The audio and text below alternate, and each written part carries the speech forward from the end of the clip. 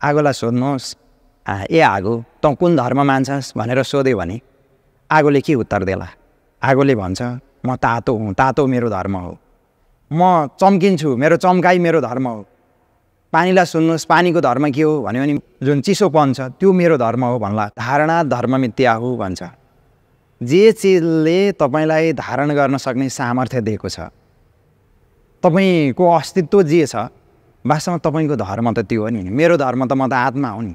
अथवा दर्शनको भाषामा जाने हो भने म त सच्चित आनन्द, अथवा म त आनन्द स्वरूप हुँ, म सुख स्वरूप हुँ, म परमात्माको अविच्छिन्न उत्तराधिकारी हुँ भन्ने चिज चाहिँ मेरो मूल धर्म हो। अहिले जुन हामीले रिलिजनलाई चाहिँ नेपालीमा रिलिजनको पर्यायवाचीको रूपमा जुन धर्मलाई प्रयोग गरेका छौँ, वास्तवमा हाम्रो धर्म रिलिजन होइन।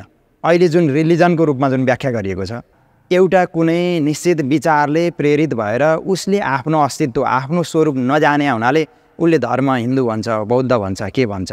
वास्तवमा हाम्रो सनातन परम्परामा, हाम्रो वैदिक परम्परामा जुन धर्म भनेर आएको छ, यस धम्मो सनातन हो। हामी त सनातन हौँ। हाम्रो धर्म भनेको सनातन हो। सनातन भनेको कहिल्यै नाश नहुने र कहिल्यै त्योबाट हामी विचलित हुँदैनौँ। मनुष्यको धर्म मानवता हो।